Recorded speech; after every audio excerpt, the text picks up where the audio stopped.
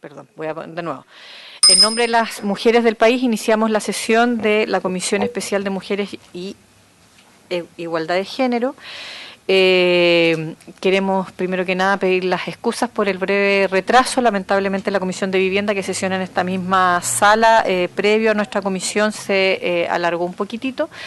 Y damos paso ahora, secretaria, a la lectura de la tabla. Entiendo que no hay cuenta. No, Presidenta, no hay cuenta en esta sesión. Recordar que la tabla, tal como se les envió a cada uno y cada una de las integrantes, es continuar con el estudio en particular del proyecto de ley que modifica el Código Penal en materia de tipificación del delito de violación, que es conocido como sin consentimiento es violación. Están invitadas las profesoras de Derecho Penal y están aquí presentes de la Universidad de Chile, la señora María Inés Horvitz, y de la Universidad Andrés Bello y Universidad de Valparaíso, la señora Rocío Sánchez. También está presente la abogada de la Universidad de Chile, señora María Soledad Acuña. Y también está presente vía Zoom la abogada de la Asociación de Abogadas Feministas ABOFEM, señora Isabel Allende. También hay una invitada... ¡Ay, perdón! ¡Yayes! Allende. Qué buena coincidencia. Eso me pasó por estar mirando para allá. Eso me pasó por estar mirando para allá. Citaba también. Hay otra invitada que es la abogada de ONG Comunidad y Justicia, la señora Rosario Corbalán, que está ahí. Por favor, tome asiento. Está presente también. Invitada por el senador Sangüesa. Y, por supuesto, Presidenta, las representantes del Ministerio de la Mujer y la Equidad de Género y demás asesores. Nada más, Presidenta. Sí, lo dijo. Bueno, entonces les damos la bienvenida a todas a esta sesión de audiencias. Saludamos también a la senadora Allende, al senador Sangüesa, que nos acompañan. Y si podemos partir de inmediato para poder tener tiempo de escucha necesaria a cada una de las exposiciones y poder después generar el espacio de intercambio, preguntas o de opiniones. Les vamos a proponer, sí, que todas las exposiciones se produzcan de una sola vez y al final hacemos las preguntas para poder dar igualdad, digamos, de trato a todas las expositoras. ¿Les parece? Si, usted, secretaria, si puede ir dando las palabras de las invitadas. Presidenta, entonces las primeras expositoras son la profesora María Inés Horvitz y la profesora Rocío Sánchez.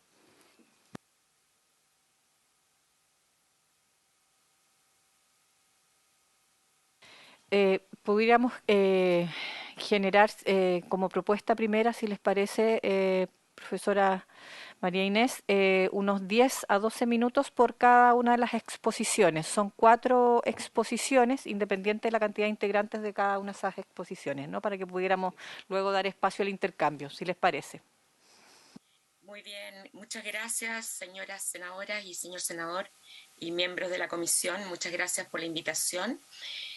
Nosotros hemos decidido con Rocío dividirnos la exposición con las diapositivas en forma consecuencial, o sea, vamos a ir hablando yo y después ella, según la diapositiva de que se trate, sobre los diferentes temas. Así que comienzo de inmediato y le voy a pedir a Rocío que nos quedemos en la número 4. De forma muy general, mi intención es señalar aquellos defectos que me parecen absolutamente graves o muy relevantes de la propuesta, teniendo en consideración de que actualmente el Código Penal hace una sistematización bastante clarificadora, sobre todo respecto a la situación que había antes del año 99, que mantiene los delitos la distinción entre los delitos de violación de mayor de 14 años, de menor de 14 años y estupro, ¿no? Y eso prácticamente desde la dictación del Código Penal en el siglo XIX. De tal manera que se ha ido formando un cierto acervo, tanto doctrinario como jurisprudencial, que justifica la distinción.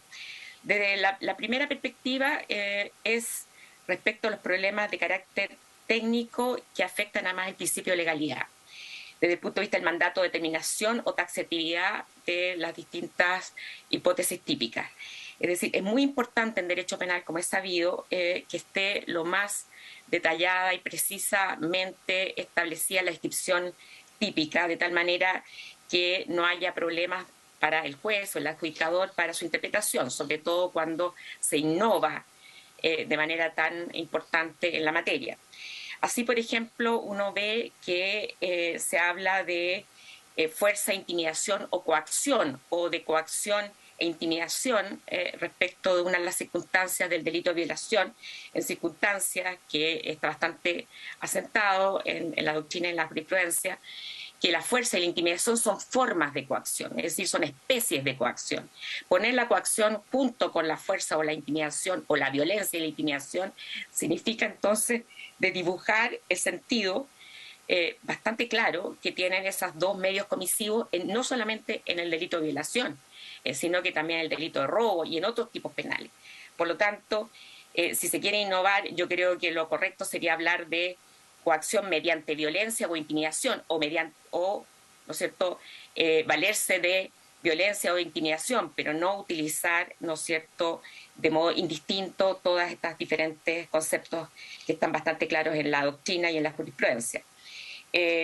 Tampoco, digo, se puede innovar en esta materia sin tener en cuenta que cuando se habla de consentimiento, evidentemente hay ciertas modalidades comisivas que presuponen la falta de consentimiento, como la fuerza o la intimidación, justamente la coacción.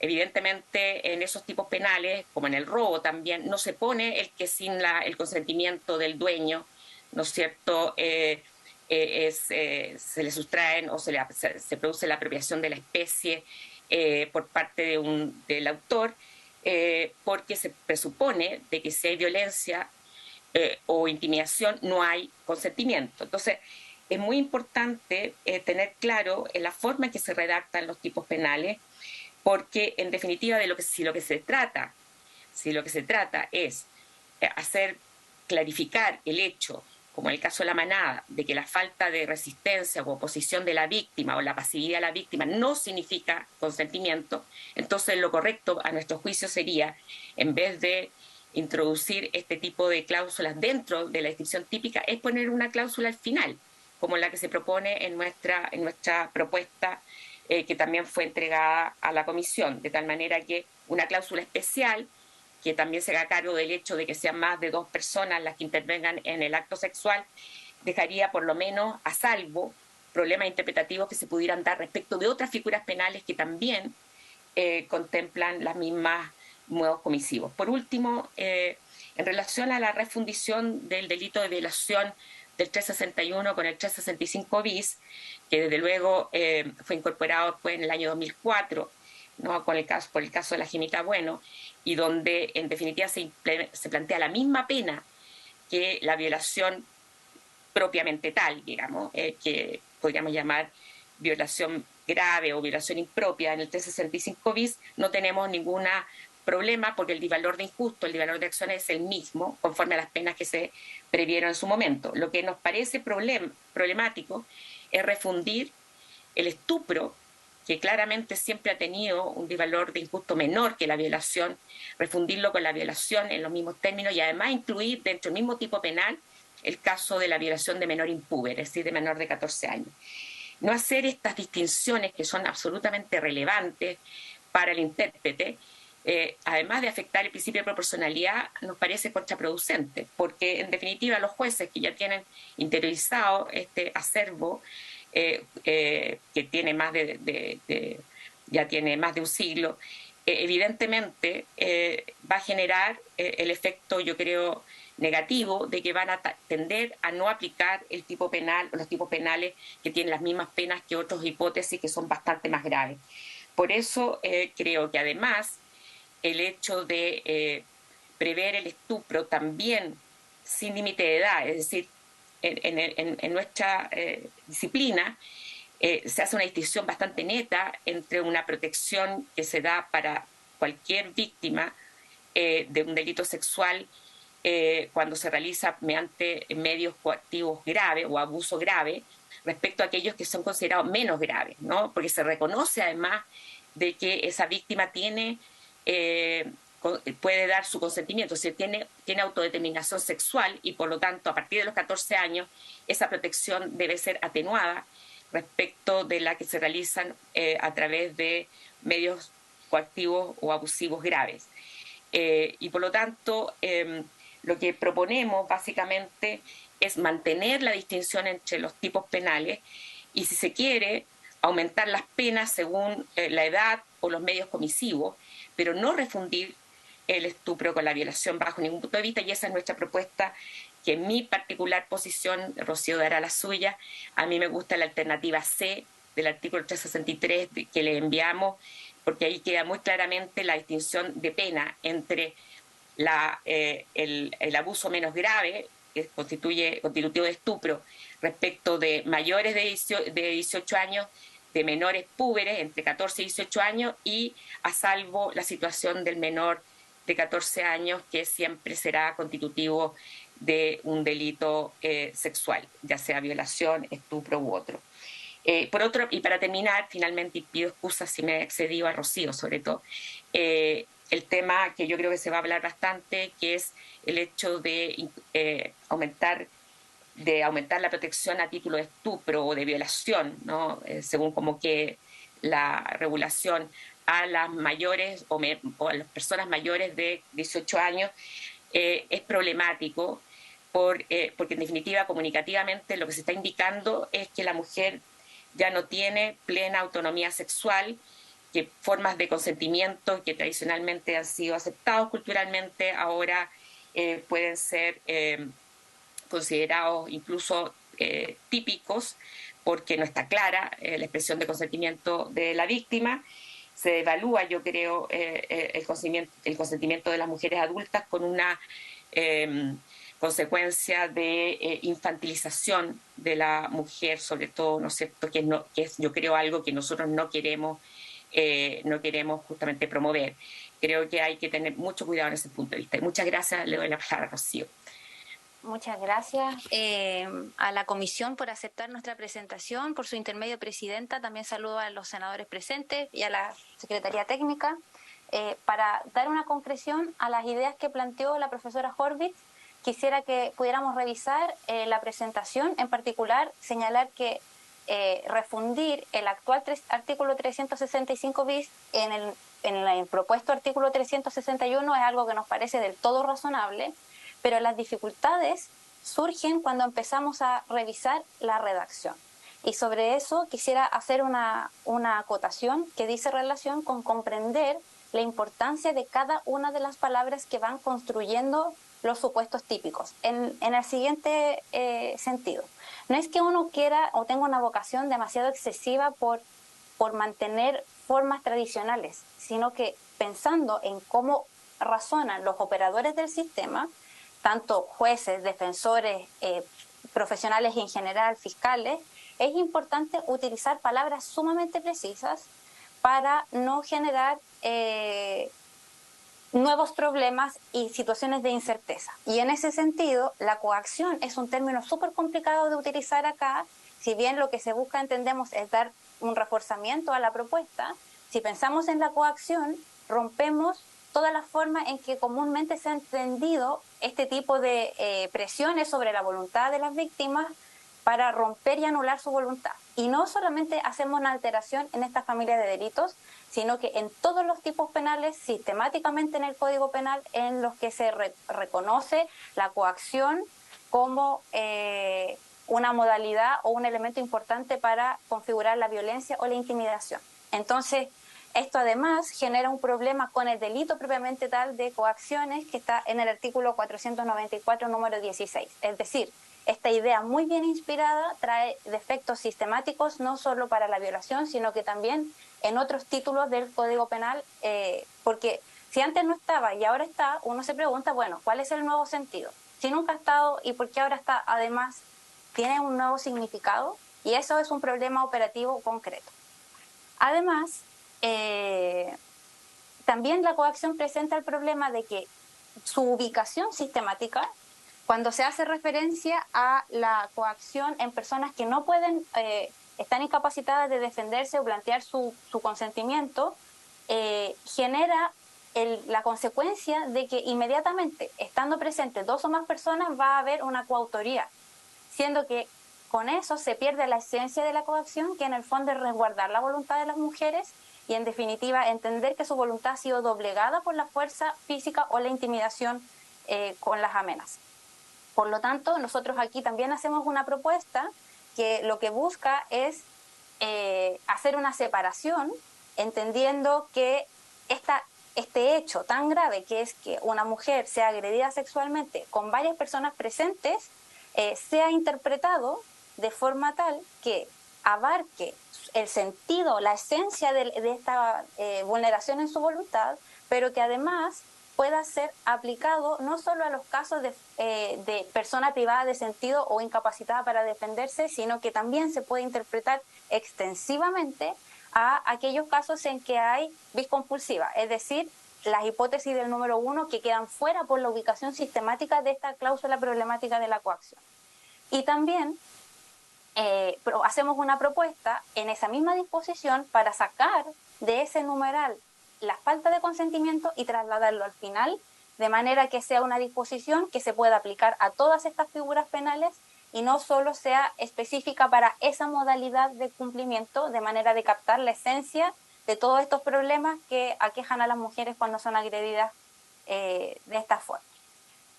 Las diapositivas también pueden ver las explicaciones de por qué consideramos que el estupro debe mantenerse separado de la violación y quisiera enfatizar en una situación que se produce, para terminar, con la supresión del inciso final del artículo 369. ¿Por qué? Porque hoy día los casos en que se produce esta violación por parte del cónyuge conviviente, si bien se inicia la acción penal, puede la mujer solicitar que no se continúe la tramitación sin perjuicio de que el juez, y esto es muy importante, está facultado para no autorizar esa solicitud cuando considere que hay un riesgo para la vida de la mujer. Y en este caso, si nosotros suprimimos esta posibilidad, dejamos a la mujer en una posición muy difícil, que le impide tomar decisiones respecto de su vida, decidir cómo encauzar este proceso penal, y también le impide la protección y el acompañamiento que necesita cuando en ciertos casos ella decida restablecer de alguna forma los vínculos que tiene con su pareja, sobre todo considerando que en la mayoría de estos casos hay hijos en común y que necesitan vincularse, aunque ya no sea de una forma afectiva. Entonces privamos a la mujer de decidir y limitamos la posibilidad del Estado de proteger y acompañarla en los procesos de recomposición de sus relaciones con la pareja. Pero además hay un efecto que es bien peligroso, que quizás no se ha tomado en consideración, que dice relación con que esta norma puede generar un efecto disuasivo para que las mujeres no denuncien estas agresiones. ¿Por qué? Porque si las mujeres saben que cada vez que denuncian no se van a poder retractar, por miedo no van a concurrir a denunciar. Y eso es lo que muestra la experiencia en todos los países respecto de los incentivos y desincentivos que tienen ellas para no acudir al sistema de justicia.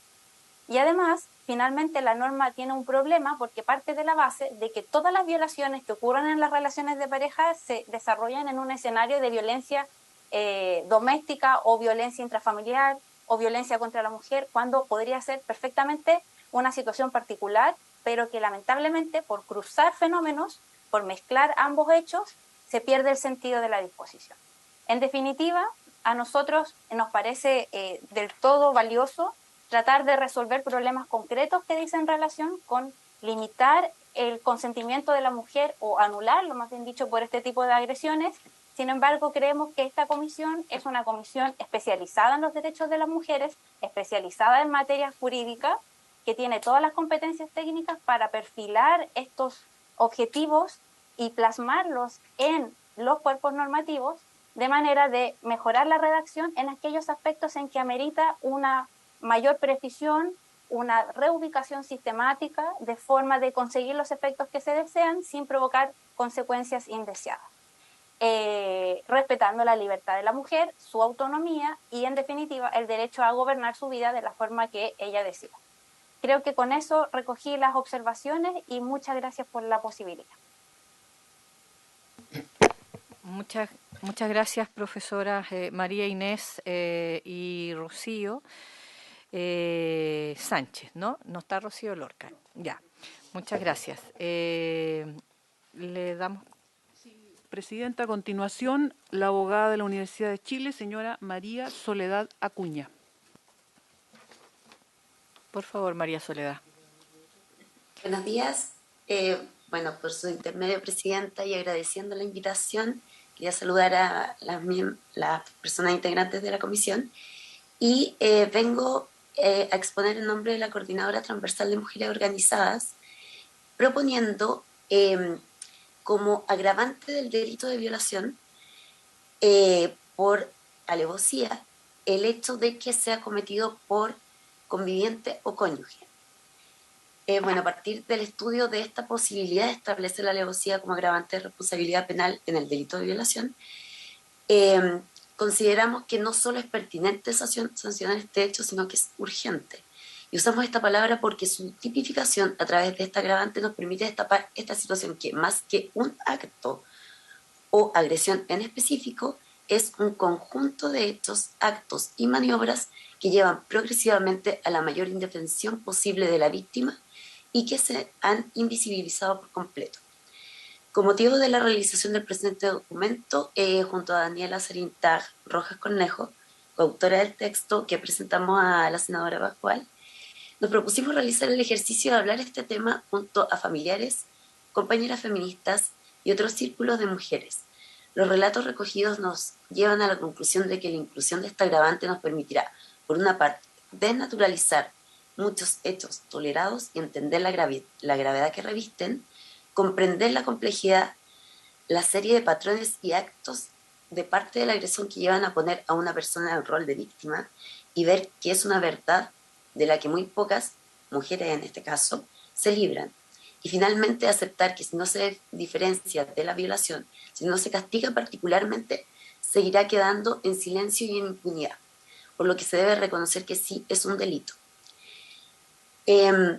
Bueno, hicimos este ejercicio y la verdad es que, por ejemplo, esta amiga, Daniela, le preguntó a sus tías con cuánta frecuencia tenían relaciones dentro del matrimonio. Y se sorprendieron de la respuesta de mi amiga de que era la frecuencia que ella quería. O sea, estaban como la tía de ella, que tendrá unos 50, 60 años, estaban con el paradigma de que es el hombre el que decide la frecuencia de las relaciones sexuales en el matrimonio y lo entendían como una cosa natural. Entonces, bueno, también hay que entender de estas relaciones de pareja que, por ejemplo, en el texto que me envió un psicólogo, Alexia Avendaño Raggi, se habla de que el perfil del agresor ya muestra ciertos patrones que antes se analizaba como la víctima principalmente, pero ahora al analizar al agresor, lo que principalmente ellos buscan es ejercer el control sobre la víctima.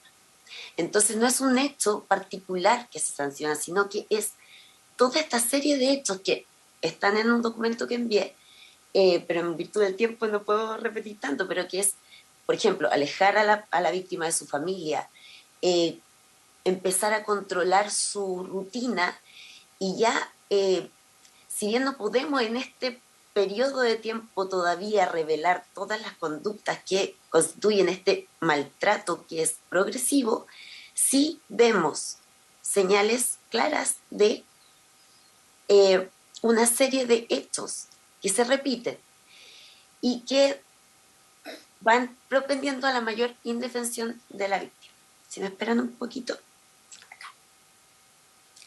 Bueno, como decía, debemos denaturalizar muchos hechos tolerados y entender su gravedad. En el contexto de, por ejemplo, hablar del deber marital, les comentaba aquello de que las mujeres lo entendían como una obligación.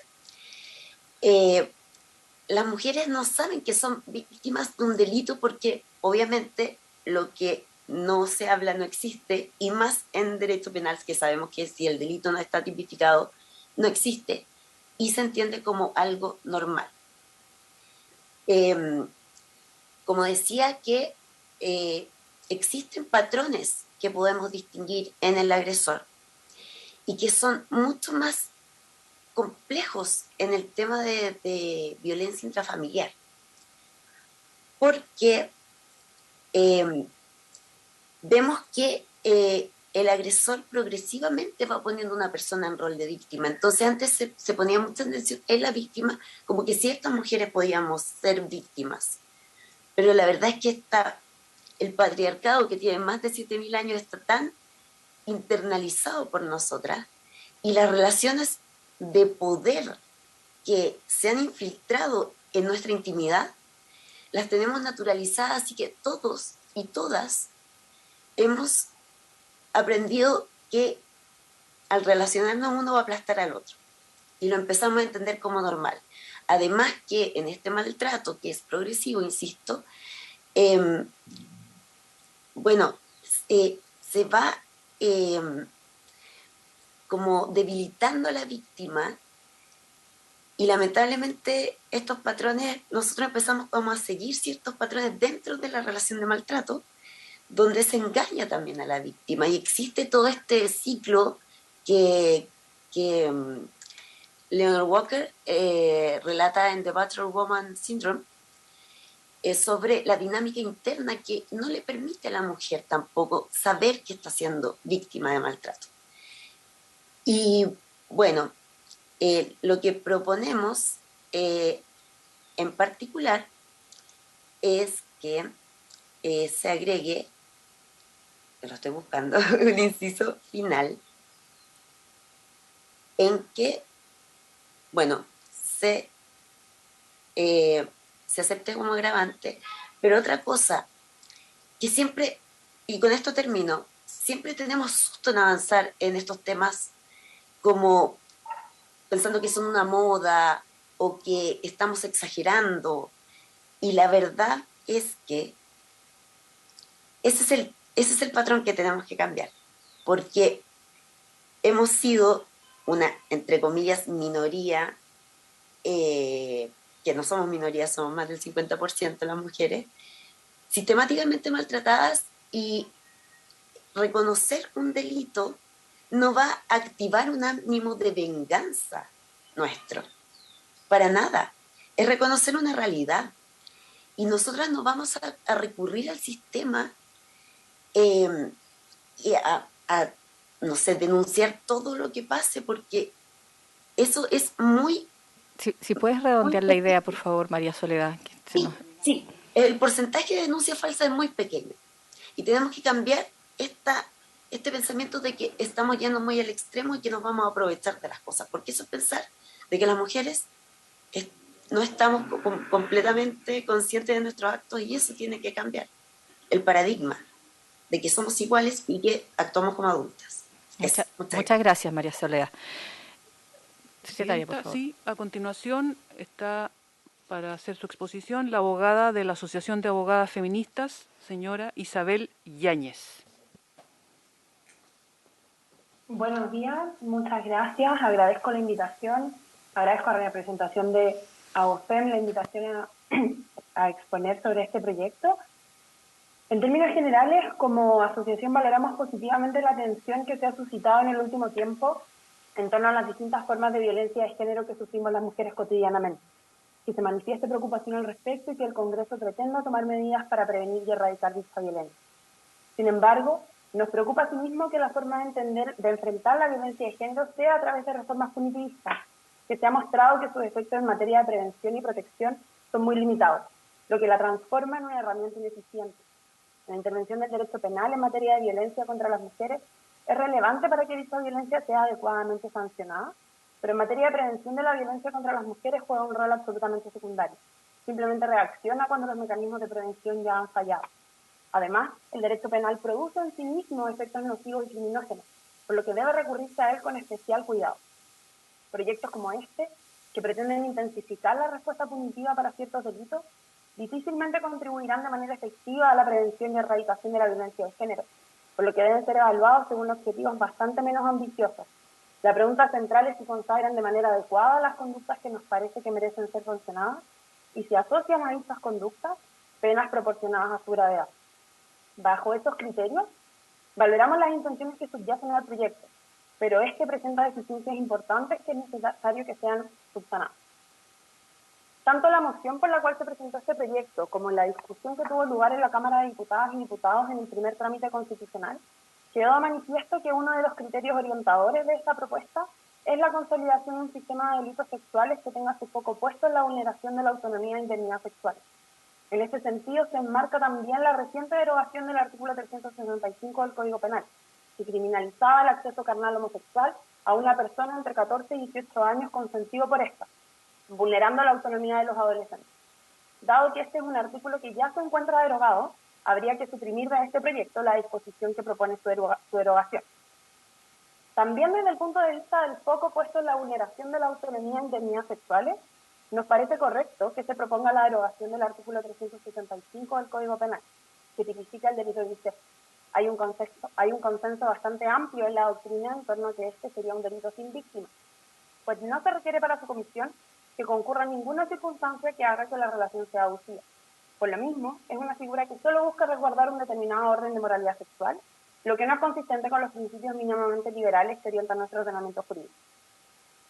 En lo relativo a los delitos contra la libertad e indemnidad sexual, se propone una modificación considerable de los delitos que consisten en acceso carnal o en una acción sexual consistente en la introducción de objetos de cualquier índole, ambos por vía vaginal, anal o bucal. Bajo la regulación vigente, se distinguen tres figuras: violación, estupro y abuso sexual agravado, figuras que el proyecto de ley busca unificar, considerando que todas ellas son constitutivas de violación y contemplando para todas ellas la pena que la regulación vigente contempla hoy para la violación.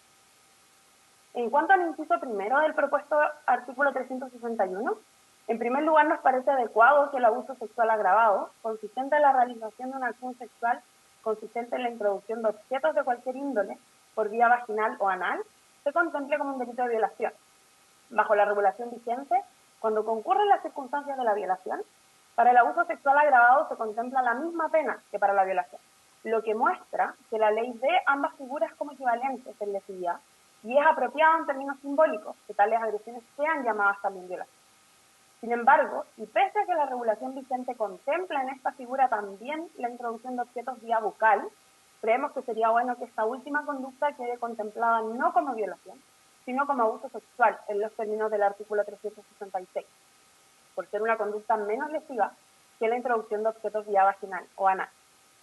En segundo lugar, en el mismo inciso se propone agregar en la descripción típica de la violación la cláusula sin el consentimiento de la víctima.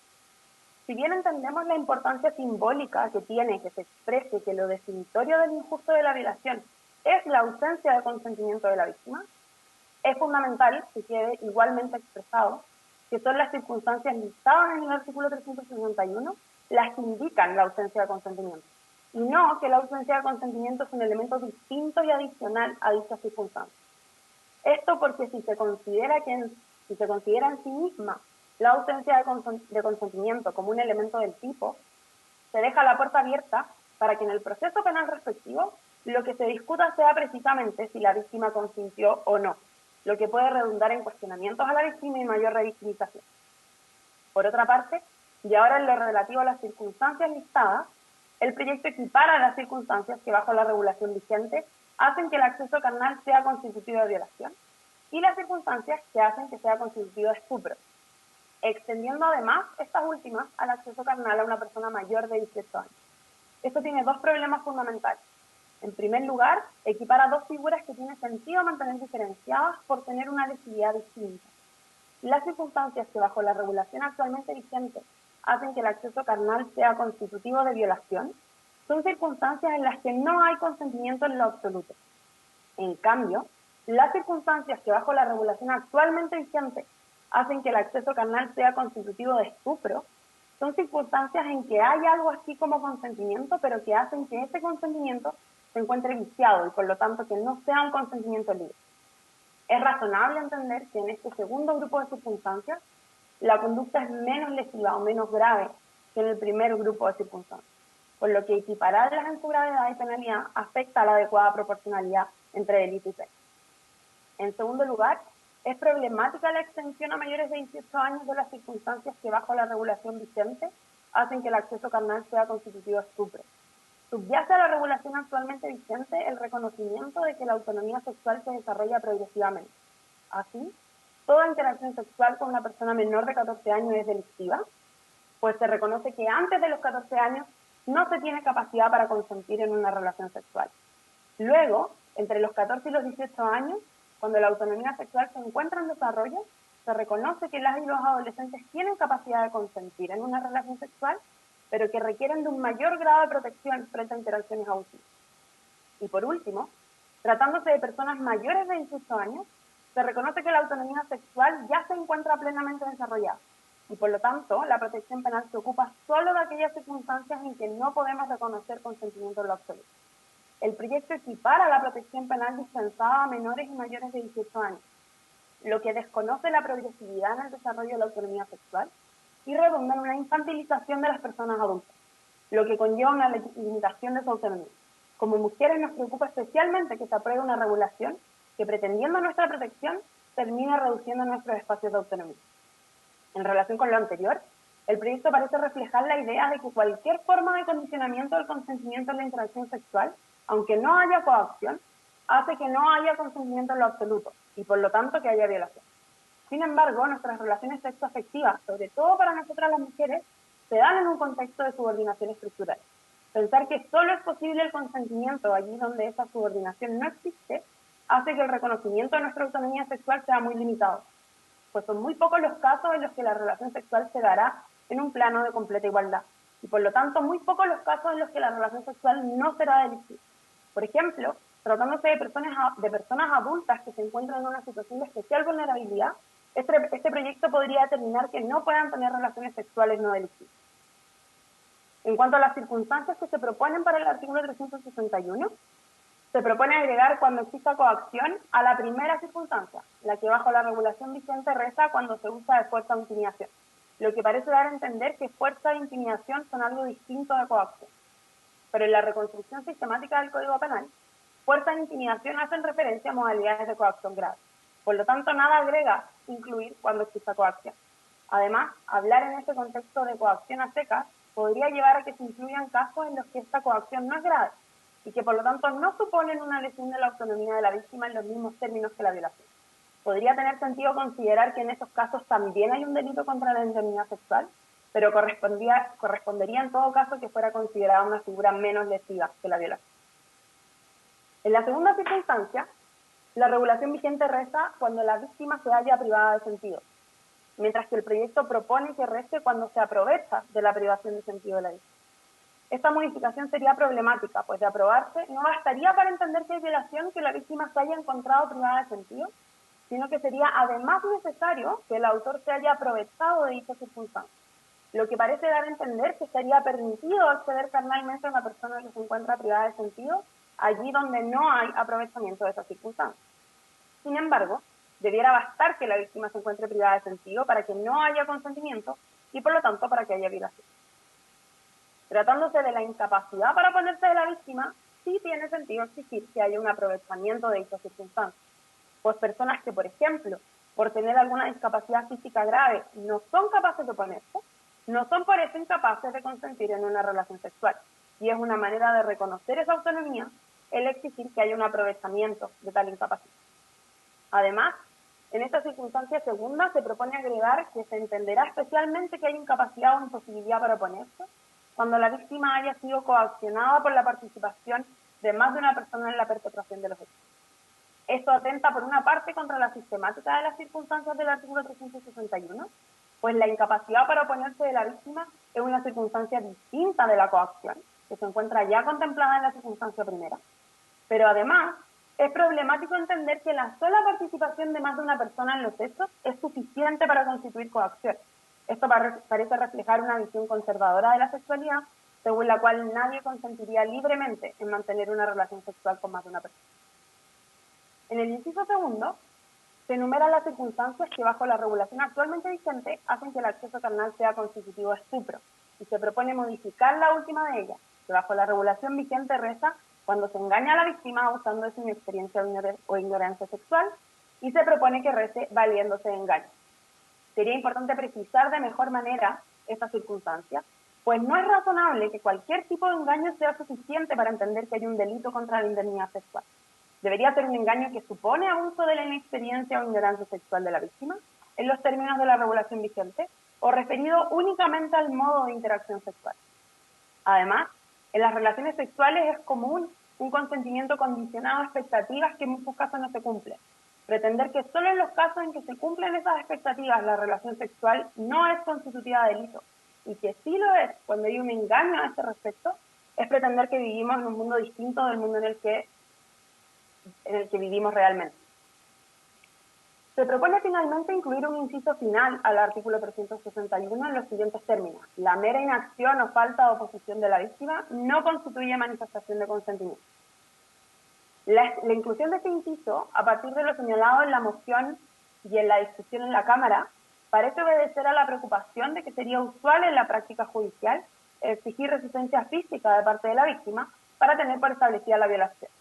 Correctamente interpretada, las circunstancias del actual artículo 361, es claro que no se exige que la víctima haya puesto resistencia, por lo que efectivamente habría en este punto un problema de mala praxis judicial, que tiene sentido querer prevenir por vía legislativa. Sin embargo, sería más adecuado en términos sistemáticos que esta cláusula se contemple como una especificación de la circunstancia segunda, pues ese es su ámbito de operatividad. Por lo demás, incorporar esta cláusula parece validar la interpretación incorrecta que han hecho los tribunales hasta ahora, lo que también puede ser problemático. Por ejemplo, para efectos de entender que esta sería una cláusula que no podría ser aplicada a hechos acaecidos con anterioridad a la entrada en vigencia de esta ley, si este proyecto se aprueba. En todo caso, y en relación con lo anterior, es importante que se identifique correctamente qué es un déficit de la regulación legal y qué es un déficit de la aplicación que hacen los jueces de esta regulación, pues no siempre este último podrá ser corregido modificando la regulación legal. En este punto, es especialmente relevante la formación en perspectiva de género que el Estado otorgue a las y los operadores del sistema de justicia para evitar sesgos en la impartición de justicia y tratos degradantes a las intervinientes. Por último, el proyecto propone la derogación del inciso final del artículo 369 del Código Penal, que permite poner término al procedimiento penal a requerimiento de la ofendida o del ofendido allí donde un cónyuge o conviviente ha cometido algún delito sexual en contra de aquel con quien accedía en común, a menos que el juez por motivos fundados no acepte. Esta propuesta nos parece problemática, pues supone un desconocimiento de la esencia de la víctima en su proceso de sanación y de reparación. Parece estar implícita en esta propuesta la idea de que las únicas razones por las cuales la víctima pudiera querer que no continúe el procedimiento en contra de su agresor son razones patológicas que obedecen a las dinámicas propias de los círculos de violencia. Sin embargo, ello no es así. Hay razones legítimas y atendibles por las cuales la víctima puede preferir que no continúe el procedimiento, sobre todo allí donde el ofensor es alguien cercano. Lo anterior se suma a la recientemente aprobada Ley Antonia, que incorporó al Código Penal un nuevo artículo 368 bis A, según el cual no será aplicable a los delitos sexuales la atenuante del artículo 11, número 7, de haber procurado con celo reparar el mal causado por el delito. Estas dos disposiciones refuerzan la idea de que el daño provocado por una agresión sexual es irreparable, que el agresor y la víctima no pueden hacer nada al respecto, y que lo único que puede traer reparación es la reacción punitiva. Esto es problemático porque cierra la puerta a otras formas extrapenales de justicia y reparación, y supone el no reconocimiento de agencia a las víctimas para que sean protagonistas de sus procesos de reparación, quedando reducidos a la posición de necesitadas de protección estatal. Pero además, siendo conscientes de que la violencia sexual tiene muchas veces graves consecuencias en la vida de las víctimas, entender el daño como irreparable refuerza el mensaje de que la violencia destruye para siempre la vida de quienes la sufren, lo que es peligroso. El mensaje debiera ser el contrario. Podemos condenar la violencia sexual y de género y al mismo tiempo transmitir el mensaje de que hay vida después de la agresión, que las mujeres somos más que solo víctimas y que podemos encontrar reparación verdaderamente integral más allá del derecho penal. Por lo mismo, proponemos no derogar el inciso final del artículo 369 y a su vez derogar el recientemente aprobado artículo 368A, pues ello permite la posibilidad de avanzar en reparación como una forma de justicia y responsabilidad. Con eso termino mi presentación. Muchas gracias de nuevo por la invitación y por haberme escuchado en este rato. Muchas gracias. Sí, muchas gracias, Isabel. Nos quedaría la última exposición antes de dar paso a las palabras de los senadores y senadoras. Sí, presidenta, aquí presente está la abogada de la ONG Comunidad y Justicia, señora Rosario Corbalán. Muchas gracias. Bueno, buenas tardes, honorables miembros de esta comisión. Saludo también por su intermedio, presidenta, a los asesores, a quienes están por Zoom también y a la Secretaría Técnica. Agradezco la invitación a exponer sobre un punto muy específico y preocupante de este proyecto de ley llamado Sin Consentimientos Violación. Quiero abordar la derogación del artículo 375, al que aludió brevemente Isabel Yáñez de Abofem, que dice relación con derogar el delito de incesto. Quiero exponer algunos argumentos de por qué el incesto debe seguir siendo considerado delito y por lo tanto por qué no debe derogarse el artículo 375. Si bien este proyecto de ley inició como un proyecto de artículo único que proponía modificar el artículo 361, que tipifica el delito de violación, luego se presentó una indicación sustitutiva total que hacía varias modificaciones al Código Penal y entre ellas precisamente la derogación del 375. Entonces lo que quiero señalar en esta exposición, como quiero estructurarla, es primero explicar qué es el delito de incesto, por qué se propone derogarlo y luego presentar algunos argumentos de por qué no debe ser derogado. Bueno, el artículo 375 del Código Penal dice: el que, conociendo las relaciones que lo ligan, cometiera incesto con un ascendiente o descendiente por consanguinidad o con un hermano consanguíneo, será castigado con reclusión menor en sus grados mínimo a medio. Lo que castiga este delito es entonces las relaciones sexuales entre padres e hijos, entre abuelos y nietos, entre hermanos, habiendo consentimiento de ambas partes. Hay algunas discusiones doctrinales respecto a si alcanza o no otros parentescos, o si acaso alcanza solo aquellos respecto de los cuales el matrimonio civil no está permitido. Y también hay algunas discusiones doctrinales respecto a si tiene que ser una relación sexual completa, con acceso carnal, etcétera, o si puede también considerar otras conductas sexuales de relevancia en los términos de otros delitos sexuales del Código Penal. Pero eso en realidad no parece ser demasiado relevante para poder argumentar si es que tiene que derogarse o no este delito. Más bien, en lo que quiero centrarme es que el delito de incesto hoy es un delito, este proyecto de ley propone derogarlo, y obviamente entonces surge la pregunta de por qué se propone derogar este delito. Ahora, en la fundamentación del proyecto no se dice nada respecto de por qué se debe derogar, porque como sabemos, en un inicio este proyecto de ley solo hablaba del artículo 361, que es el delito de violación. Entonces, obviamente, la fundamentación del proyecto no se refería a por qué derogar el 375, que es algo que se agregó después. Pero en la historia de tramitación de esta ley encontramos una breve exposición, una breve alusión a este punto que hizo la directora de la Unidad Especializada en Derechos Humanos, Violencia de Género y Delitos Sexuales de la Fiscalía Nacional, Imay Ortiz. Ella señaló que el incesto es una relación sexual entre parientes adultos y consentida, por lo que parece que el derecho penal no debiera ser aplicado ahí, pues parece ser más del ámbito moral, en la línea de lo que señalaba hace unos minutos la abogada Isabel Yáñez. Sería un delito sin víctima, sería una cuestión más bien moral. Entonces, según esta lógica, el Estado y la ley existirían, por decirlo de alguna forma, con el solo objetivo de evitar que nos matemos unos a otros, que nos dañemos unos a otros, y llevada esta lógica a los delitos sexuales, solo se justificaría la existencia de un delito sexual en el caso de que se haga algo contra la voluntad de otra persona, y si hay consentimiento, en ningún caso se justificaría ningún tipo de sanción. Entonces, lo que hay detrás de eliminar el 375 es poner al individuo y a su autonomía como el único criterio de lo que debe ser permitido o no, sacando todo otro criterio. O sea, basta que un padre y su hija consientan en tener relaciones sexuales para que el derecho no tenga nada que decir a ese respecto. Y eso obviamente genera cierta controversia, o genera al menos un cierto rechazo de sentido común, digamos. Sin embargo, y este es el punto que quiero poner sobre la mesa, el Estado y el derecho penal también, no existen con la sola finalidad de que nos dañemos unos a otros, sino que tienen también el deber de orientar la conducta humana hacia el bien común. Y por eso también muchas veces se dice que las leyes tienen un fin pedagógico.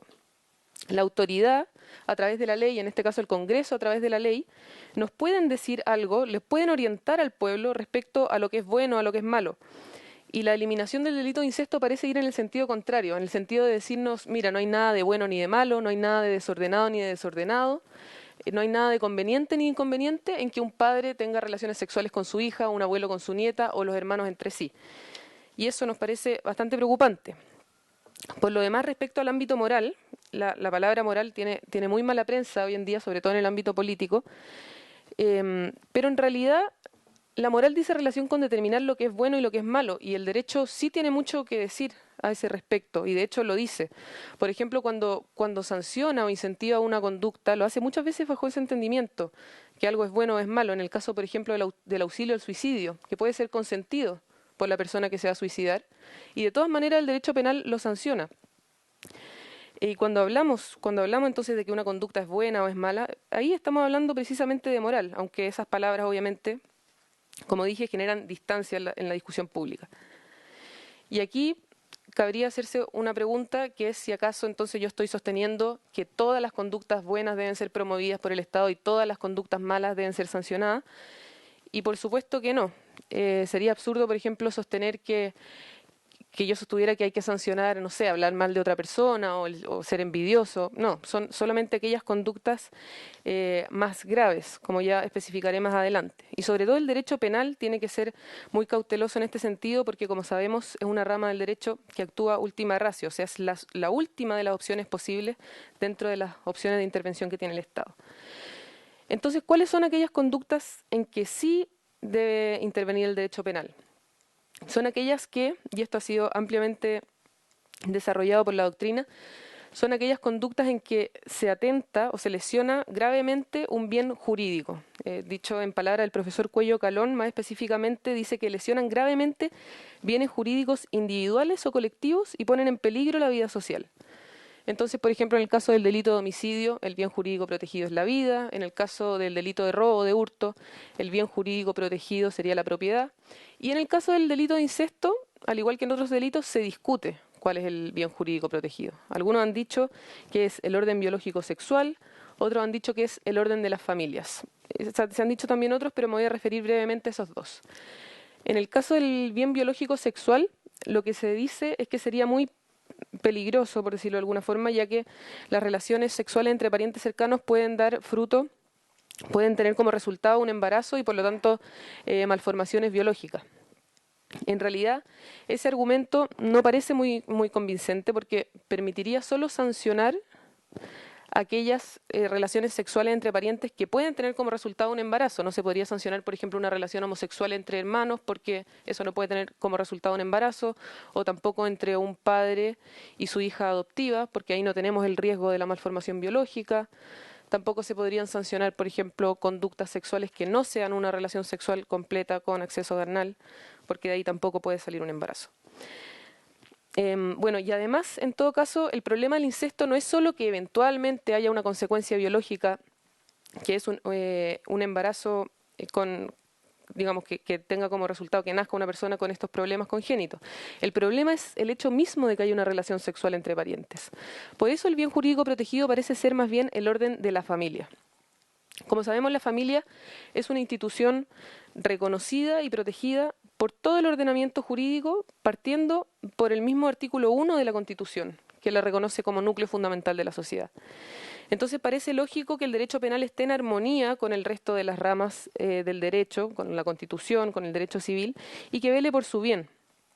Y por otro lado es evidente que las relaciones incestuosas atentan contra ese bien, atentan contra los derechos y deberes de cada miembro de la familia, y al atentar contra el bien de la familia, atentan obviamente contra el bien común, que es su núcleo, contra el bien común, porque la familia es el núcleo fundamental de la sociedad. Bueno, para ir terminando, cada persona tiene un rol en la familia, y así, por ejemplo, los padres tienen el derecho y el deber de educar a sus hijos, los hermanos se deben respeto entre sí, los hijos deben respeto a los padres, etc. Y el incesto se desvía de todo eso, produciendo una especie de desfiguración de las relaciones familiares. Y en el caso de los padres es, creo yo, el ejemplo más gráfico, porque hay una relación asimétrica entre ambos y el incesto se pone en la lógica de la relación simétrica que implica una relación sexual amorosa, dando con este desorden dentro de la familia y por lo tanto dentro de la sociedad. En conclusión, el consentimiento no es la fuente y medida de todo lo que debe ser permitido y por lo tanto despenalizado. La lógica tras la despenalización del incesto es la de permitir todas aquellas conductas, en este caso sexuales, que no dañen a terceros. Y bajo esa misma lógica debieran permitirse, como el ejemplo que dije antes, el auxilio al suicidio, debiera permitirse, por ejemplo, la venta de órganos, que por lo demás defendió hace poco Javier Milei en Argentina, que no me cabe duda que estaría a favor de la despenalización del incesto. Lo cierto es que hay algunas conductas que, aunque sean consentidas,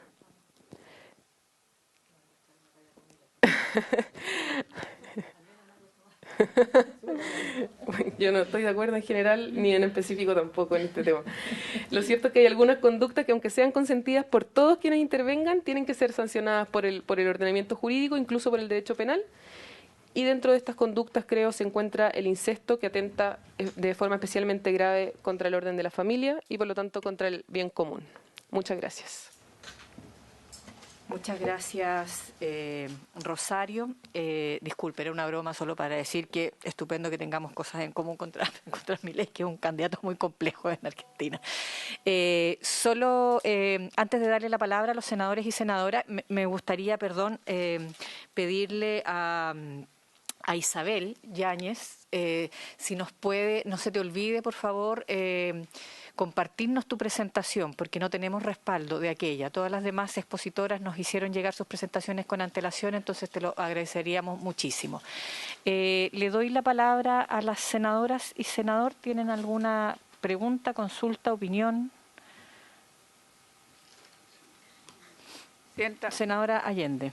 Bueno, en primer lugar, junto con saludar y agradecer las presentaciones, la verdad es que hay que como reflexionarlas un poquito más. Entonces yo creo que es difícil en voz alta comenzar a reaccionar inmediatamente porque creo que hay que revisarlas, pero independientemente de eso me llamó la atención algo que tengo dudas. La expositora que fue justamente la profesora María Inés Horvitz, es decir, el que dentro de una relación conyugal o de pareja, digamos, que la mujer pueda desistirse, el que no lo haga significa que atenta a su autonomía, pero a mí me parece que lo que hoy día intentamos, así lo entiendo yo, es abrirnos culturalmente a entender que en este patriarcado que es existente todavía, no podemos nosotros sostener que justamente por ser una relación de pareja y por tener esta patrón cultural del patriarcado, es válido, digamos, que ese hombre dentro de esa pareja o ese cónyuge o lo que sea, digamos, tenga derecho a simplemente mantener relaciones cuando tenga ganas, sin esperar si eso es consentido o no, o más bien, dicho también de otra manera, ¿cómo avanzamos nosotros para educar a las mujeres en cuanto a que efectivamente no es un deber conyugal, sino que es un derecho el que sea con consentimiento y de no serlo es una agresión, que lo podemos calificar de violación. Es una agresión porque no está consentida. Entonces, lo que ella dice o sostuvo, o yo entendí, ¿cómo entonces logramos combinar esos dos valores? El que estamos procurando de que las mujeres cada vez tengan más capacidad de tener su propia autonomía en cuanto a que su voluntad es la que debe contar en una relación sexual, debe ser con consentimiento. Y al mismo tiempo se nos está diciendo, mire, lo que pasa es que si no se le quita el derecho a no perseverar en la acusación o esto, no vamos a lograr entonces que esa mujer pudiese el día de mañana, no sé, consolidar su relación o lograr, digamos, que esa relación no termine definitivamente rota, etcétera, etcétera. Yo creo que ahí hay algo que a mí me resulta confuso, que creo que es importante poder delimitarlo, creo que es necesario porque entiendo que el trasfondo de todo esto es buscar justamente, ya sea en la relación de pareja, que es la parte más difícil, porque claro, obviamente en una violación normal no es, digamos, lo mismo que en la relación. Entonces nosotros buscamos el que se incentive. Entonces, ahí yo tengo francamente como una duda en el planteamiento de lo que se nos hizo. Y por otro lado, entendí bien la parte de la coacción en el sentido que ya está definida, digamos, por fuerza e intimidación, por lo tanto no sería necesario para no hacer los desajustes, por decirlo así, de los tipos penales. Eso me parece perfectamente posible. Y bueno, la última exposición me deja algunas dudas, digamos, y si es tan explícito que nosotros estamos eliminando, digamos, en ese artículo y que como que quisiéramos o permitiéramos el incesto, me parece que eso es así como, me sonó extraño, digamos. Además, no sé si lo entendí bien, pero además siempre habló de la familia, y yo creo que no somos la familia, es un núcleo fundamental, pero son las familias, o sea, no hay una definición justamente porque pueden ser muy diversas. Y yo creo que eso siempre tenemos que tenerlo en el horizonte. Pero en resumidas cuentas, Presidenta, yo creo que esto hay que darle bastantes vueltas porque no es un tema fácil. Pero sí me gustaría, digamos, profundizar más y ojalá no aclara lo que he planteado. Gracias, senadora Allende. Antes de darle la palabra al senador Sangüesa, yo quisiera sumar preguntas o aclaraciones en relación con tanto a las profesoras María Inés Jorvit, a Rocío, en relación a si me queda absolutamente claro que tanto la fuerza como la intimidación son los medios por los cuales se ejerce la coacción y por lo tanto desde esa perspectiva si la mejora en la redacción para poder estoy pensando solo en una salida política, digamos, hacerle un pequeño guiño, digamos, a la Cámara y no sacarle todo, si acaso se puede tomar en cuenta lo que me pareció entender que hizo la profesora María Inés, que es proponer una redacción que diga la coacción mediante A y B, digamos, ¿no? Mediante fuerza y mediante o intimidación, digamos. No sé si por ahí pudiera quedar como más, si les pareciera. Lo segundo es si acaso Isabel nos pudiera... Yo no sé si me iba ahí muy rápido, perdón Isabel, pero me perdí un poquito en explicarnos con un poquito más detalle cómo, no entendí esto de que una cosa se entiende el no consentimiento por la falta de expresarlo, obviamente la imposibilidad de expresarlo, pero no entendí lo del aprovechamiento a partir de eso. Ahí es como unos... Es como claro que uno siempre se aprovecha, o sea, una actitud sería como que siempre te aprovechas de aquello, digamos. Entonces, no entendí la explicación ahí, no sé si me perdí porque fuiste muy rápido, disculpa si es que no te tomé bien. Y finalmente, también si nos pudieras explicar mejor nuevamente lo de...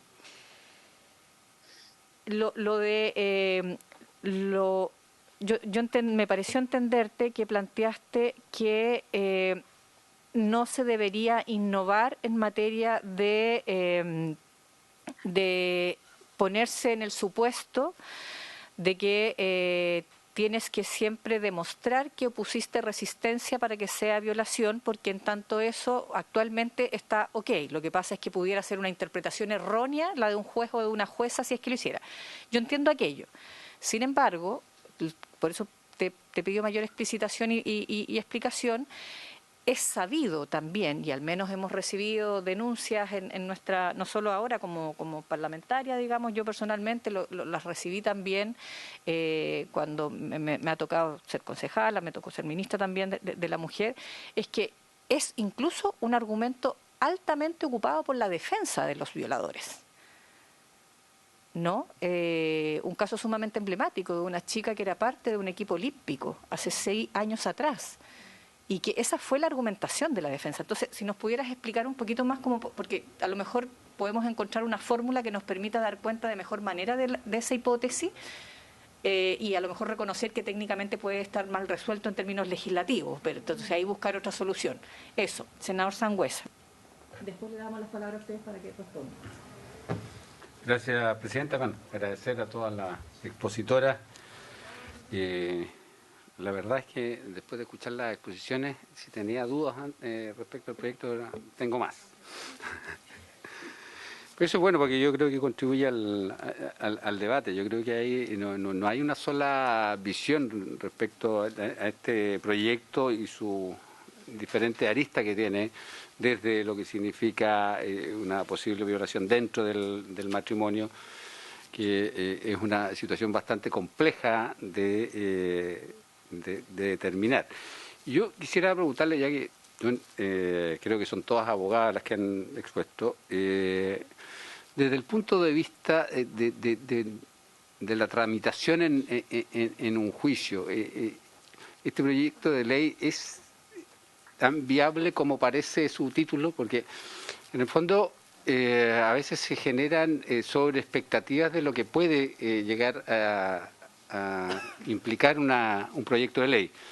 ¿Por qué digo esto? Porque finalmente, si no es cierto, todos condenamos en todas sus expresiones una violación, porque yo tengo entendido que no es, desde mi punto de vista y por lo que expresó una de las abogadas, no necesariamente tiene que haber fuerza o violencia, sino que también hay una inhibición muchas veces por la cercanía, por la autoridad, por diferentes motivos. Entonces, creo que ahí me gustaría que las expositoras pudieran manifestar si efectivamente esto va a contribuir efectivamente a poder llegar a una condena el día de mañana, o viene siendo parte del cambio cultural que tenemos que realizar. Y lo otro respecto al incesto, también me gustaría que se aclarara si efectivamente el incesto tiene que ver con la idea matriz del proyecto, porque yo creo que ahí hay un elemento fundamental en la discusión, más que entrar al fondo de si estoy de acuerdo o no que esté en la legislación. Creo que también nosotros al minuto de legislar tenemos que hacerlo de acuerdo a lo que se está planteando, y si alguien quiere derogar un artículo puede hacerlo vía otro proyecto, pero desde mi punto de vista no tendría que ver con la idea matriz del proyecto. Entonces creo que también sería bueno que lo pudiésemos aclarar. Gracias, senador Sangüesa. Senadora Carvajal, de ahí le damos la palabra a las expositoras para que respondan, por favor. Gracias, presidenta. Bueno, disculparme, tuve ocasión de escuchar a todas las expositoras. Sí he tenido acceso a los documentos que han llegado. Yo quisiera hacer dos preguntas de acuerdo a lo último que pude escuchar. Una que hice relación, en términos generales, tal vez escuchar la posición de las ponentes en el sentido de cómo expresamos el consentimiento en una relación consentida.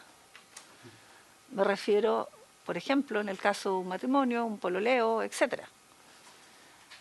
Porque el senador que me ha antecedido la palabra tiene razón, en el sentido de que obviamente lo más complejo en este proyecto va a ser definir efectivamente el cómo probamos justamente el no consentimiento cuando hay no suficiente antecedente, que dicho sea de paso, ocurren cuando nos retrotraemos especialmente al tema de una relación consentida, un plano muy íntimo, en donde se superponen dos posiciones y en donde efectivamente no hay elementos, al parecer, a priori objetivos para determinar ese consentimiento, digamos. Entonces, eso me gustaría como planteárselo a todas, mirándolo desde ese solo punto.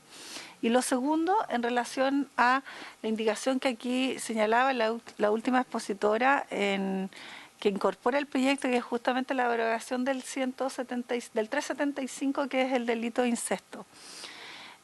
¿Cuál es la opinión de ustedes? Porque efectivamente hay una discusión bien de fondo, digamos. Si es que efectivamente una relación consentida entre un plano familiar, llámase el alcance primario, madre, hija, etcétera, genera los antecedentes o los presupuestos para entender que es punible. Entendemos, ¿cierto?, la discusión que tiene que ver con la relación, ¿cierto?, el plano de la familia, el orden social, etcétera. Que hoy día, dicho sea de paso, los límites son bastante distintos, por eso genera esta discusión. Lo que entendíamos antes por familia, hoy día estrictamente no es lo que...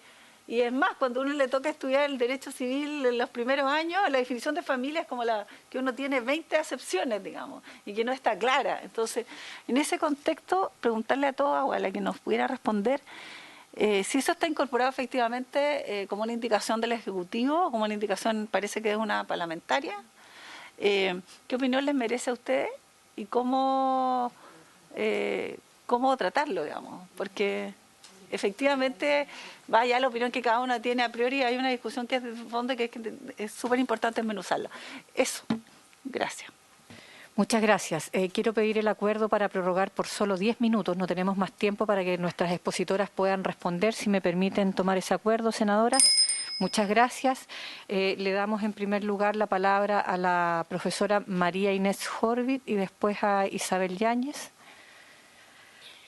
Muchas gracias. A ver, yo en primer lugar agradezco nuevamente porque creo que es muy importante escuchar la opinión técnica y sobre todo técnica no solamente en materias que conciernan a la mujer, sino en general sobre el derecho penal, porque en general hemos estado siempre ausentes en todas las comisiones de reforma del Código Penal, no se nos escucha y creemos tener tanta capacidad técnica como cualquier otro profesor de sexo masculino y por lo tanto agradezco mucho esta oportunidad.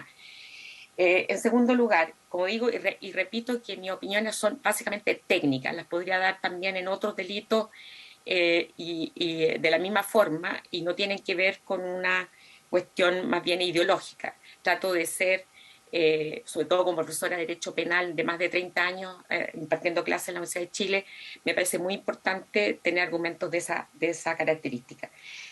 Para mí el tema de eliminar el artículo 369 que permite a la mujer poner término a un proceso penal por los delitos que señala allí en relación al cónyuge o conviviente.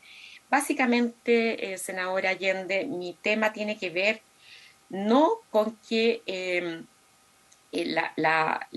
no exista un interés importante porque las mujeres mantengan sus denuncias en respecto del cónyuge o del conviviente violento o que realiza este tipo de comportamientos sin el consentimiento de la mujer, sino que tiene que ver con un presupuesto general. Primero, en el ámbito del matrimonio o de la convivencia se entiende o se subentiende que uno presta una especie de consentimiento general a la actividad sexual con esa persona. En general, lo que no significa que evidentemente, porque eso no ocurre en las otras relaciones sexuales, que tiene que ser consentimiento caso a caso, lo que no impide para nada que el cónyuge o la conviviente en un momento determinado puedan perfectamente oponerse al mismo, porque eso no es un deber, y eso es un tema cultural. Hay que eliminar esa idea de que el cónyuge y la conviviente están obligados al débito conyugal. Y eso es una cuestión muy arraigada porque viene desde siempre, o sea, está implícito, estuvo implícito en la regulación de la materia hasta el año 99, donde se produjo esta discusión por primera vez y donde yo misma, que participé en ese proyecto que modificó y reestructuró todos los delitos sexuales, yo fui de la opinión de que en definitiva había que dejar claramente establecido que el cónyuge y el conviviente efectivamente podían denunciar por delito de violación, porque antes no se aceptaba. Incluso los órganos de persecución penal no aceptaban denuncias respecto de cónyuge convivientes porque entendían que eso era una obligación. Esa modificación cultural tiene que producirse extramuros del derecho penal. No puede ser que el derecho penal sea el que resuelva este problema. Porque si la mujer efectivamente en la práctica es víctima de violencia intrafamiliar, como ya lo hemos visto a propósito de la aplicación de la ley BIF, ¿qué es lo que ocurre? Que si la mujer denuncia finalmente el delito de violación y no puede desistirse en cualquier momento o buscar medios alternativos, le genera una serie de problemas que ya los hemos visto en violencia intrafamiliar. No resuelve el problema. Esa es una válvula que la utilizará o no la utilizará la mujer según los casos, ¿no? Pero siempre entendiendo que también el interés es el de ella y que por lo tanto no se le puede impedir la posibilidad de que quiera buscar una fórmula reparatoria, como ya lo señaló mi colega Rocío Sánchez. De tal manera que yo por eso creo que no es bueno, porque eso es desconocer una realidad y está a medio camino de resolver los problemas culturales que afectan a la mujer. Y yo creo que por eso es importante lo que decía Isabel también respecto a las medidas medidas preventivas, el trabajo en las mujeres para justamente asesorarlas, apoyarlas cuando sean víctimas de delito por parte del marido o del conviviente y no cerrar todas las válvulas de escape que pueda tener para buscar un arreglo, sobre todo en bienestar de ella o de los hijos. con eso contesto porque también es importante evitar la victimización secundaria. Por otro lado, cuando se habla del tema del consentimiento, simplemente quiero decir un par de cosas. El Código Penal en general discurre para todas las figuras donde hay violencia o intimidación sobre la base que no hay consentimiento. No coloca el que sin consentimiento no se fuera víctima de un hecho violento o que reviste amenaza, porque se parte de la base que nadie, a menos que sea sadomasoquista o exista alguna situación especial que no es la normal, ¿no? La gente cuando se lo coacciona mediante violencia o intimidación no está consintiendo. Ahora, por eso me preocupa que pongamos en la cláusula en general, la cláusula sin consentimiento, porque en el ámbito de las coacciones graves o abusos graves, ese consentimiento o no existe porque se utiliza violencia o intimidación, o porque la víctima tiene algún trastorno mental importante, ¿no? En el que, en definitiva, se entiende que no consiente libremente, y por eso se habla también, importante hablar del aprovechamiento, ¿no? El aprovechamiento, el abuso respecto de ciertas personas que o están privadas de sentido o están con algún trastorno mental relevante que en definitiva se puede entender que no hay un consentimiento libre completamente. Entonces, es importante entender esa diferenciación y hacer poner en el mismo paquete los casos de coacción grave o abuso grave con abusos menos graves donde hay consentimiento, pero lo que se valora por el legislador es el hecho de que se realice aprovechándose de una situación de vulnerabilidad de la víctima, ¿no? Como en la explotación sexual o en la prostitución infantil, o, ¿no es cierto?, porque la víctima, y esto es bastante dudoso, que pasados los 18 años la víctima no conozca la significación del acto al cual se le está haciendo consentir, y por eso el engaño en general en este ámbito, el estupro ya no existe en España, que fue nuestro modelo, porque justamente a partir de cierta edad ya eso, menos hoy en día, ¿no es cierto?, donde las comunicaciones son masivas, ¿no? y acceso a todo el mundo, entender de que una mujer hoy en día, pasados los 14 años, no entienda la significación sexual del acto. Pero se han mantenido todas estas figuras, ¿no? Para proteger en forma especial al menor impúber, entre 14 y 18 años, donde hay consentimiento, pero ese consentimiento está viciado. Y por lo tanto es muy importante distinguir esas situaciones, porque evidentemente no se puede exigir que no haya que sea sin consentimiento cuando en las modalidades abusivas hay consentimiento pero viciado, ¿ya? Y por lo tanto se parte de esa base. De tal manera que yo creo que eso generaría hacer una refundición completa sin hacer estas distinciones, generaría muchas malas interpretaciones y mucha confusión, no solamente por parte del intérprete, sino que por parte también del adjudicador. Por último, en relación, y perdón la extensión, pero eran muchas las preguntas, en relación al incesto, yo no estoy de acuerdo con la propuesta de mantener el incesto. Como lo dijo la propia expositora, es muy controvertido el tema, no hay claridad respecto a cuál es el bien jurídico protegido, y desde luego si fuera el orden de la familia, yo me pregunto, tendríamos que reponer el adulterio, porque el adulterio introduce desorden, o sea, desde el punto de la descendencia. Puede haber, ¿no es cierto?, y ocurre a cada rato, ¿no?, que el varón, ¿no es cierto?, o la mujer tiene una relación de adulterio con alguien y introduce entonces un descendiente que no pertenece, ¿no es cierto?, al orden, digamos, tradicional de la familia. Yo creo que eso no es lo que el derecho penal puede proteger penalmente. Esos son problemas nuevamente de educación, culturales, que es lo mismo que ocurrió respecto a la sodomía consentida entre menores púberes. Se eliminó el 365, ¿por qué? Porque se estuvo manteniendo por un tema simbólico. Es que entonces todos van a salir a cometer sodomía consentida en los menores púberes, y por lo tanto eso es una mala señal porque va a significar que se admite. Ahora se acaba de derogar sin mayor problema, y el incesto también no puede mantenerse solamente por razones simbólicas. Muchas gracias. Gracias. Isabel, disculpa Rocío, pero necesitamos poder dar respuesta a otra de las expositoras. Muchas gracias por las preguntas. Voy a responder muy puntualmente las dos preguntas que me hizo la senadora. Respecto a la noción de aprovechamiento, yo diría que el problema es el siguiente.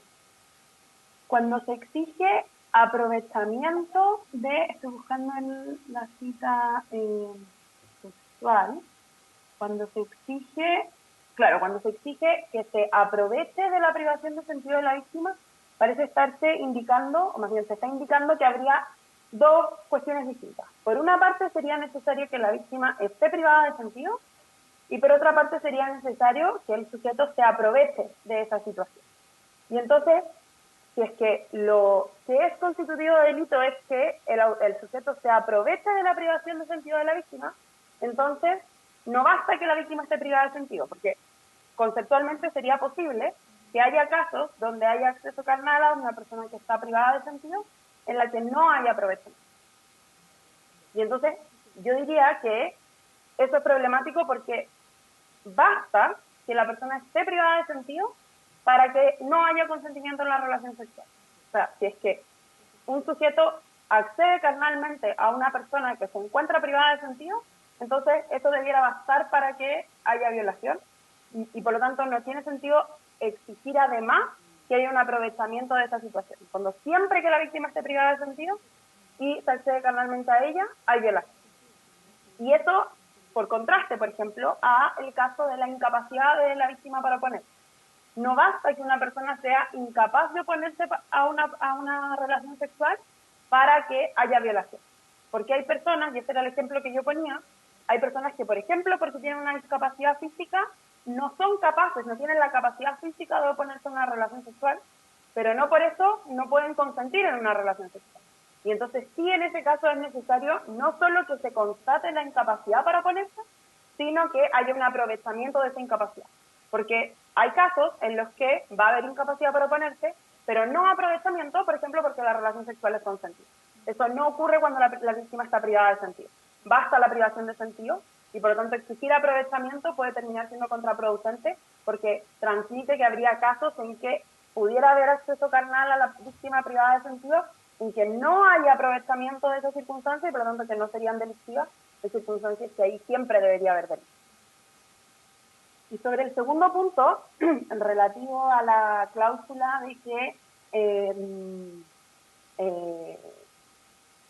de que la mera inacción o falta de oposición de la víctima no constituye manifestación de consentimiento, yo estoy de acuerdo en que hay un problema en la praxis judicial respecto a la interpretación de las circunstancias del artículo 361, en que los jueces exigen para tener por configurado el delito de violación cuestiones que no se desprenden del actual artículo 361. Por ejemplo, que exigen que haya habido oposición de la víctima, o sea, que la víctima haya opuesto resistencia, cuando en realidad lo único que exige el artículo 361 es que haya aprovechamiento de la incapacidad para oponerse o que haya fuerza de intimidación, y en ningún caso se exige que se haya opuesto resistencia física. Y por lo tanto, dado que tenemos este problema de mala praxis judicial, y que es un problema que se sigue de una interpretación incorrecta del actual artículo 361, yo creo que es bueno que se sance de alguna manera esa disputa interpretativa, diciendo en realidad no es necesario que se exija esta oposición de resistencia física. Lo único que veo como problemático y que creo que es algo que, si bien, que a lo mejor podría incorporarse en términos un poco más claros o puede bastar que quede constancia de esto en la discusión legislativa, es que en el fondo esta es una cláusula declarativa, es una cláusula que simplemente nos dice cuál es la interpretación correcta de estas disposiciones que siempre han estado en el Código Penal. Porque mi preocupación es que la incorporación de esta cláusula lo que haga sea validar esa interpretación incorrecta y decir, bueno, hasta ahora sí era necesario que la víctima opusiera resistencia y ahora que incorporamos esta cláusula no, y que por lo tanto a casos que ocurran antes de la entrada en vigencia de esta ley, entonces se exija la oposición al haber opuesto resistencia porque se valida esa interpretación incorrecta como correcta. Por lo tanto, creo que es importante que quede claro que esta es una cláusula que simplemente declara cuál es la interpretación correcta de una disposición que es parte de nuestro ordenamiento jurídico desde antes y que por lo tanto vale también para todos los casos que han ocurrido bajo la ley actualmente vigente. Muchas gracias, Isabel. Rosario, por favor, disculpe. Sí. Muy brevemente, respecto a lo que dijo la senadora Allende, de si era tan así esto que se eliminaba el delito de incesto, una respuesta muy escueta: sí, se propone derogar el delito 37, o sea, el artículo 375. Y respecto a por qué se desvía un poco del tema, pero ya que ella lo mencionó, ¿por qué digo la familia y no las familias? En consonancia con el ordenamiento jurídico, que dice que la familia es el núcleo fundamental de la sociedad. Es cierto que el ordenamiento jurídico no define el concepto de familia, pero sí menciona quiénes serían miembros de esta familia, por ejemplo, en el artículo 5 de la Ley de Violencia Intrafamiliar. Y también, por lo demás, una cuestión gramatical. No es necesario decir las familias para entender que hay más de una posibilidad de estructura para una familia. Tal como decimos, por ejemplo, qué sé yo, Ministerio del Deporte. No por eso estamos diciendo que no hay tipos de deporte. Tal como decimos, hay derecho al trabajo. No por eso estamos entendiendo que es solo un tipo de trabajo, comisión de la mujer y no de las mujeres necesariamente, etcétera. Creo que no es necesario decir las familias para comprender, y no es necesariamente un concepto que excluya al decir la familia. Y respecto a lo que decía la profesora Horvitz, es cierto, yo no digo que el delito de incesto se tenga que derogar solo por un motivo simbólico. El delito de incesto no ha caído totalmente en desuso. Nosotros acabamos de pedir las cifras a Gendarmería de Chile. No nos han llegado todavía, pero hasta el año 2012 sí era un delito por el que se abrían procesos penales y sí había condenas al respecto. Y por lo demás, ella dijo, ¿acaso debiéramos reponer el delito de adulterio? Bueno, en realidad cuando se despenaliza el adulterio sigue teniendo al menos una sanción civil. El adulterio es causal de divorcio por culpa. Claro, de divorcio por culpa. En el caso del delito de incesto, si lo despenalizáramos, nos quedaríamos sin sanción jurídica alguna. Eso, muchas gracias. Muchas gracias. Antes de dar por finalizada la comisión, quisiera agradecer nuevamente a todas las expositoras el tiempo que se han dado. Agradecer también la presencia del Ejecutivo a través del equipo de reformas jurídicas encabezado por Camila de la Maza y del Ministerio de la Mujer y la Equidad de Género. Y quisiera informar que la senadora Paulina Núñez va a dejar un reemplazo en esta comisión durante el tiempo que ella tenga que ausentarse, producto de que tiene que tener la defensa, digamos, de un estudio posgrado en las próximas semanas. Por lo tanto, lo aprovecho de dejar informado. Vamos a esperar, digamos, al comité que nos haga llegar el nombre del reemplazo, pero va a ser reemplazada antes de que se pueda dar cuenta en sala, digamos, esta tarde. Eso, así que no habiendo más motivos por los cuales fuimos convocados a esta sesión, damos por finalizada la sesión. Muchas gracias.